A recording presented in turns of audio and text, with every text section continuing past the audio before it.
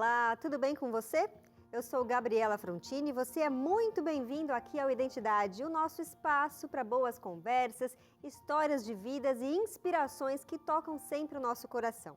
Você hoje vai conhecer uma mãe que decidiu transformar dor em propósito e um menino que, mesmo sem falar, tem ensinado ao mundo o que realmente importa.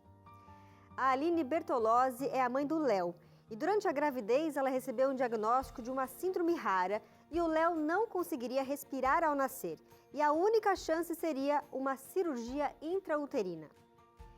Esse era apenas o começo da história do Léo.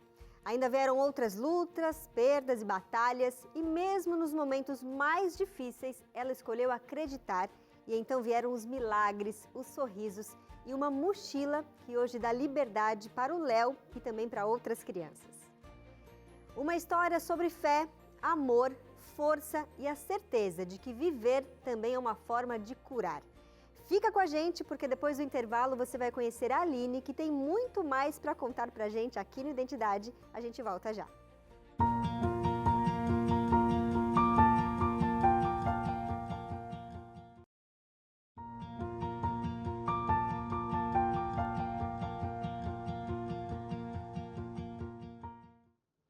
Tem histórias que não cabem em diagnósticos. Elas ultrapassam limites e são escritas com lágrimas, promessas e muitos recomeços. A Aline Bertolozzi viveu o que parecia impossível. Passou por diagnósticos difíceis, noites longas, medos, mas acima de tudo ela teve fé, amor e propósito. A Aline aprendeu a entender que viver cura. Hoje vamos conversar sobre família, sobre entrega, confiança, coragem e também sobre invenções que nascem do amor, como uma mochila que carrega mais do que aparelhos. Carrega liberdade. Aline, é um prazer ter você aqui no Identidade, seja muito bem-vinda. O prazer é meu, é uma honra estar aqui com você, Gabriela. Aline, você é uma mãe que, como muitas de nós mulheres, sonhava ali com a maternidade e a maternidade veio, a gravidez veio e num exame de rotina tudo virou de cabeça para baixo. Foi. Conta para mim como é que foi isso. A gente primeiro faz aquele exame morfológico, né, para saber que tá tudo bem e tem aquele alívio, né, nossa, tá tudo certo. O meu morfológico era perfeito, mas aí eu ia fazer uma viagem para fazer enxoval fora do país e aí falei pro médico, não sei, tô com uma sensação de que não é um menino. E ele falou, então, tá bom, já sei, você quer ver ele antes da viagem, passa aqui pra gente fazer o exame. E aí quando eu cheguei, o bebê que estava perfeito, umas semanas antes do morfológico, estava todo deformado. E naquele momento ninguém sabia o que era, porque eram muitas deformações, poderiam ser inúmeras coisas, mas a gente não sabia o que era. Como é que foi receber o diagnóstico dessa síndrome rara, chamada CAUS, né? Que na verdade é uma sigla ali em inglês. Como é que foi o momento de receber, o que ela significa, o que ela faz com o bebê? É um mix de emoção, porque primeiro assim, eles começaram descartando várias coisas terríveis que poderiam ser, e aí ele falou que era causa, a gente pensa assim, então ele sabe o que é, vai ser tranquilo. E quando ele explicou que era uma obstrução das vias aéreas, que o bebê não ia respirar, na verdade ele não ia nem nascer, foi como se meu chão tivesse sumido, assim, eu senti flutuando e parecia que eu não conseguia absorver mais muita coisa. Mas ele falou, tem duas vertentes do caos, uma pode ser uma membrana super simples e a outra é uma obstrução total. E aí, com uma cara de pesar, ele me olhou e falou, a sua é obstrução total. E foi muito difícil. Então, ali naquele exame já deu para ver todo esse diagnóstico e que ele, não sei se foi esse médico que falou para você, que dificilmente ele nasceria, porque muitas vezes a própria natureza se encarrega, né, de, quem sabe, ele não evoluir a gestação por conta de alguma malformação.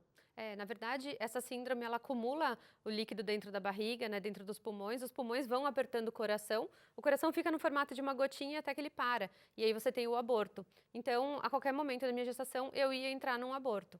Nessa fase de não saber o que era, até os médicos me perguntaram se eu gostaria de fazer um aborto legal, porque existe a possibilidade para quando você está gerando uma gravidez que é incompatível com a vida, e eu disse que não, que eu ia deixar a minha vida em função da vida do meu filho. Muita gente teria desistido no seu lugar e teria talvez optado por um aborto. Mas você quis lutar. Sim. Eu tinha uma coisa na minha cabeça, que eu não ia fazer nada que meu filho não quisesse. A partir do momento que ele me escolheu, a minha vida estaria em função da dele. Então, se essa fosse a nossa história, ia ser no momento dele, não no meu. E foi aí que você teve forças para falar, não, vamos continuar e seja o que Deus quiser. O médico deu alguma solução naquele momento, respeitando o seu desejo de não interromper a gravidez? Como é que foi? Sim, o médico falou que há 15 dias antes do meu diagnóstico, ele tinha tido no consultório dele uma outra paciente com a mesma síndrome. O que eu achei extremamente, né, Deus, porque assim, como é que Providência mesmo. é tão raro e de repente a gente estava no mesmo consultório, era muita coincidência na vida, assim. E aí ele falou que tinha feito a primeira cirurgia do mundo de traqueostomia intraútero. Traqueostomia é aquele caninho que vem aqui para respirar. E aí eu falei, bom, então ele vai fazer a minha, né? Óbvio, estava no lugar certo. E aí ele falou que não poderia fazer uma segunda cirurgia sem saber o que ia acontecer com o primeiro bebê. Então ele me deu esperança, mas ao mesmo tempo não deu esperança porque não podia. E aí a gente travou uma batalha aí judicial para conseguir as autorizações para fazer essa cirurgia, que ainda era experimental. E a gente não desistiu em nenhum momento. Eu só tinha na minha cabeça assim, não vou fazer nada que o Léo não queira. E a todo momento eu pedia que ele me desse algum sinal de que era esse mesmo caminho. E até que chegou o momento que ele deu o sinal que precisava, né? Foi. A gente estava internado, a gente fazia algumas paracenteses para aliviar o Léo, para a gestação continuar. E numa dessa internação eu implorava para o médico, não, doutor, me opera, me opera. E aí ele falou assim, vamos fazer uma reunião, a gente vai decidir se a gente vai fazer essa cirurgia ou não. E ele já tinha, assim, notícias do primeiro bebê que ele tinha operado? A gestação dela continuava, porque você faz a cirurgia intraútero e a gestação continua. Ela ainda estava gestando ali o bebê dela, Ok. mas a gestação estava indo bem. E aí ele falou, bom, vamos fazer o seguinte, a gente vai fazer uma reunião entre os médicos e a gente vai decidir se a gente opera ou não. E aí fomos para a sala de ultrassom e o Léo estava numa posição muito difícil, não conseguia ver. E o médico falou assim, faz o seguinte, vai para o quarto, dorme, amanhã de manhã a gente se reúne de novo para fazer essa reunião. E eu voltei para o quarto, eu rezei a noite inteira e falava, filha, se você quer uma chance de viver, me dá um sinal. Me dá um sinal, só preciso de um sinal, porque eu não sabia se ele queria ou não. E aí, no outro dia, às 9 horas da manhã, me levaram para a sala de ultrassom e o Léo tinha virado, ele estava na posição que o médico precisava e o médico falou assim, Léo, só falta você levantar o pescoço. Ele levantou o pescoço e ficou parado. Meu Deus, olha só. O médico se emocionou, começou a chorar e falou, eu opero esse bebê. E ali eu entendi que a nossa história estava só começando, assim, e que tudo o que eu precisava, o Léo tinha me respondido. Ele precisava de uma chance e eu dei essa chance para ele. E de fato aconteceu a cirurgia intrauterina. Como é que é? Abre, tira o útero do lugar e opera e depois põe de novo? Como é que funciona? É isso mesmo, é um parto cesárea. Eles abrem, tiram o útero, então na cesárea eles cortam na horizontal e na intraútero eles cortam eu falei ao contrário, na vertical. Na vertical. E aí eles abrem, tiram a parte do bebê que precisa operar, opera e volta tudo para a gestação continuar.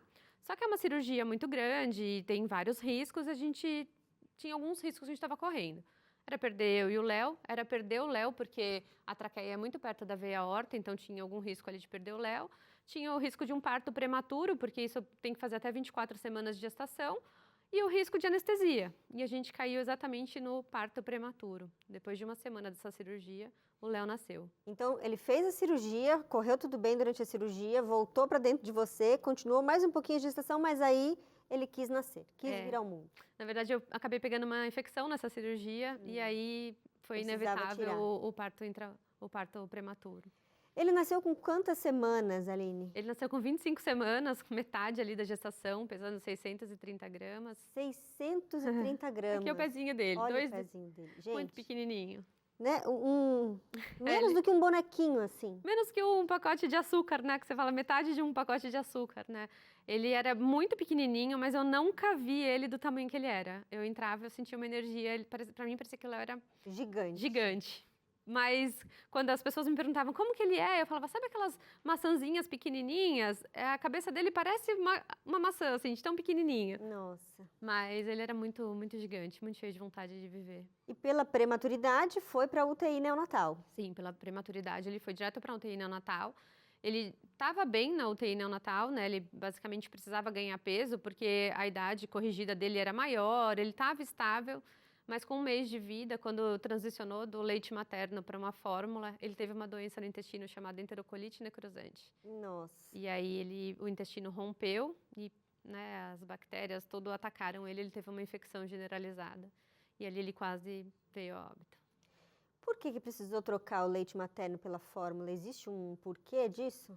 Então, na verdade, ele estava com leite de doador na época, né? E tinha uma política do hospital de que atingisse um certo limite do leite materno, eles mudavam para fórmula.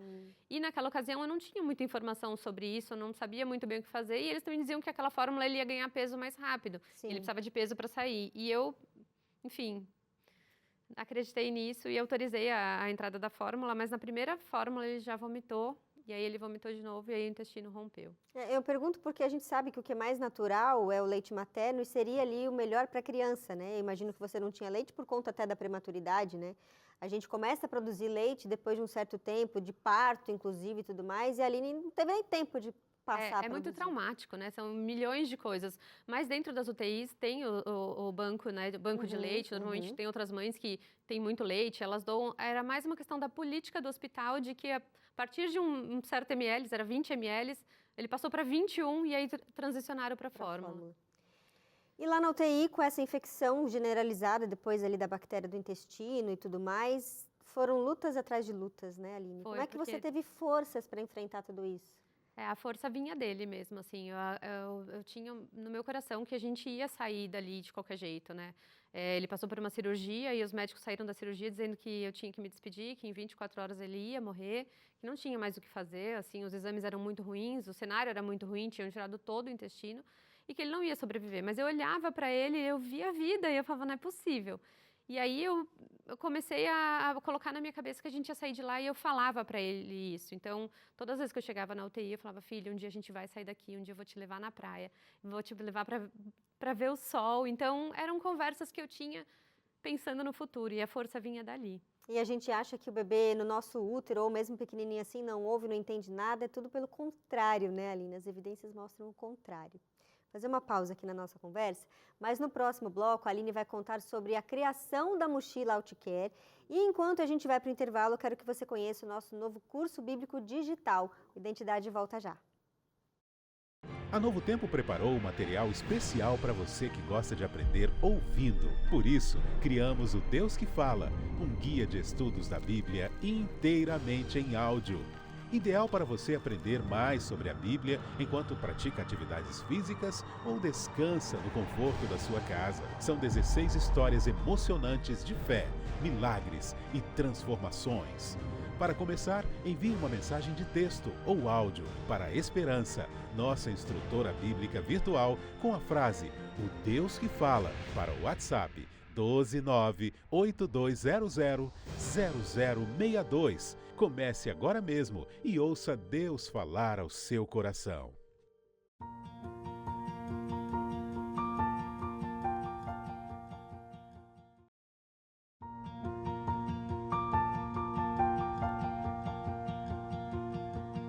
Identidade de volta. Hoje estamos conhecendo a história emocionante da Aline Bertolozzi. A Aline é mãe do Léo, que passou por várias dificuldades mesmo antes de nascer. Eles enfrentaram ali uma cirurgia intrauterina, UTI neonatal, muitas noites longas no hospital. E no bloco anterior, a Aline terminou dizendo que o médico já estava ali desenganando o Léo, falou, olha, é melhor você se despedir do seu filho, porque os exames estão ruins, tudo mais. Mas você escolheu não se despedir, né, Aline? Nunca. Nunca eu disse para ele tchau. Você escolheu ali celebrar a vida e você conversou com ele, falou várias coisas que você gostaria de falar para ele. Você acha que isso é importante? Porque a gente às vezes pensa que o bebê no útero ou fora dele ali recém-nascido não entende, não ouve nada, mas é o contrário, né? Sempre, sempre. Até muito depois, os médicos diagnosticaram o Léo com cognitivo zero, que ele não entendia nada, e o Léo é uma criança que entende tudo, assim, a gente precisa acreditar nessa conexão e nessa outra forma de comunicação que não é essa, né, tão verbal, né, mas os nossos filhos entendem tudo. Agora, como se não bastasse tudo que você estivesse passando ali naquele momento, o seu esposo sofreu um acidente porque foi assaltado, foi baleado e também precisou ficar internado no mesmo período que você acompanhava o Léo na UTI. Sim. Como é que foi esse baque também? Não foi fácil, mas a gente entende que quando a gente tem um propósito, acho que Deus usa, às vezes, até esses tropeços para conversar com a gente, assim. E foi muito nesse momento, meu marido foi baleado, ele entrou em coma, ficou 10 dias em coma. E quando ele acordou, ele simplesmente tinha sonhado com a gente estava no aeroporto, o Léo estava grande, tinha muita gente dando tchau pra gente. Um sonho num momento totalmente inadequado, porque o Léo estava extremamente grave, não tinha nenhuma chance de sobreviver, segundo os médicos naquele momento, mas aquele sonho foi providencial para que eu não desistisse nunca de tentar. Não, se ele sonhou, a gente vai chegar naquele lugar. E o seu esposo também estava com poucas perspectivas até de voltar a andar, né? Porque tinha atingido parte ali da coluna, Sim, né? o tiro foi no pescoço e quebrou a C3 e a C4, então os médicos disseram na época que se ele acordasse, acordaria tetraplégico e que nunca mais iria falar. E contrariando tudo, ele acordou falando, sonhando e se mexendo, então... Agora, olha só, gente, o Léo enfrentou muitas dificuldades ali no comecinho da vida, passou por várias cirurgias, até que eles conseguiram ir para casa de home care. Mas teve um momento que a Aline percebeu que precisava mudar a forma de viver, de ter ali o tratamento com o Léo. E você resolveu fazer um passeio, né? Que passeio foi esse que acabou mudando também tudo ali a partir daquele momento? A gente estava em home care e o Léo teve uma infecção generalizada e a gente voltou para o hospital. E a gente ficou na UTI sem nenhuma perspectiva, a médica falou, vou sedar ele porque não tem mais o que fazer. E naquele momento eu sentei na UTI, eu senti como se Deus tivesse me chamado ali para entender o que eu estava fazendo da vida. Porque eu estava em casa, mas eu não saía, eu estava em home care, eu tinha um paciente. Porque, na verdade, ele depende de muitos aparelhos, né, Aline? Sim, e naquele momento eu falei, Deus, se você me dá uma chance, eu vou sair daqui, eu vou fazer tudo diferente. Eu vou colocar vida na vida do Léo. E aí eu fui para casa. E aí o Léo ficou grave e a médica falou assim, olha, vamos levar ele de volta para UTI? E eu falei, me dá 24 horas. Se o Léo não melhorar, eu levo ele para UTI. E aí eu decidi colocar todos os aparelhos dele no carrinho e levei ele no parquinho do prédio. E quando eu levei ele no parquinho, que ele ouviu barulho de criança, sol, ele abriu um sorriso e nunca mais a gente precisou internar o Léo para nada grave, enfim. Ou seja, uma criança que estava acostumada só ao ambiente hospitalar, que é um ambiente muitas vezes sem vida, sem cor, às vezes sem humanidade, né? Muitas vezes, infelizmente. E você levou ele para ver a natureza, para sentir o calor do sol, a ouvir aquele barulho das crianças, porque ele tem uma deficiência visual também, né? Não enxerga. Sim. Mas ele viu tudo aquilo e ele quis viver. Sim. Quando eu coloquei ele no parquinho, assim, que ele abriu um sorriso, ele falou, é vida, isso muda tudo. É isso que eu quero. É isso que eu quero. E a gente foi esticando nossos fiozinhos, né? Do parquinho do prédio, a gente começou a ir para um shopping, para um parque, a gente começou a esticar os nossos fiozinhos, assim, né? E cada vez mais o Léo se curava, né? Isso é muito interessante de ver. Agora, só foi possível também começar a esticar esses fiozinhos, como você falou, porque vocês tiveram uma sacada para poder conseguir sair com o Léo e ficar fora da tomada por um bom tempo. Como é que surgiu essa ideia aí? A ideia veio de mais um tropeço da vida, né? A gente tinha conseguido ir até o Rio de Janeiro com o Léo e quando a gente chegou no Cristo Redentor, que a gente estava ali super feliz, a gente precisou de uma tomada para fazer um procedimento no Léo e essa tomada foi negada. E aí a gente falou, não é possível que a gente conseguiu tantas coisas e a gente vai agora parar a nossa vida por causa de uma tomada. E aí, instigados por essa negativa, eu instiguei muito meu marido e ele acabou criando uma mochila com uma bateria de moto na época, um conversor, para a gente ligar os aparelhos dele. E aí, por alguns bons tempos, a gente usou essa mochila, que era uma adaptação, e até que surgiu, de fato, a Outcare, que é uma versão atualizada, melhorada daquela mochila que começou a dar liberdade para a gente. Então, é uma mochila que carrega ali uma bateria, onde podem ser carregados os aparelhos que o Léo precisa e que muitas outras crianças precisam, né? Estudando um pouquinho ali da pauta, eu até conheci um termo que eu não conhecia, mas é que são crianças eletrodependentes. Isso. Ou seja, dependentes da eletricidade, porque são ligadas a aparelhos que precisam ali estar na tomada.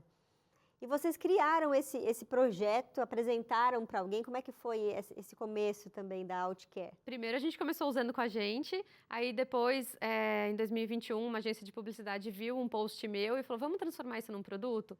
E a gente ofereceu isso para o hospital onde o Léo faz tratamento. Eles rapidamente abraçaram a ideia, porque já sabiam o resultado que proporcionava na qualidade de vida do Léo.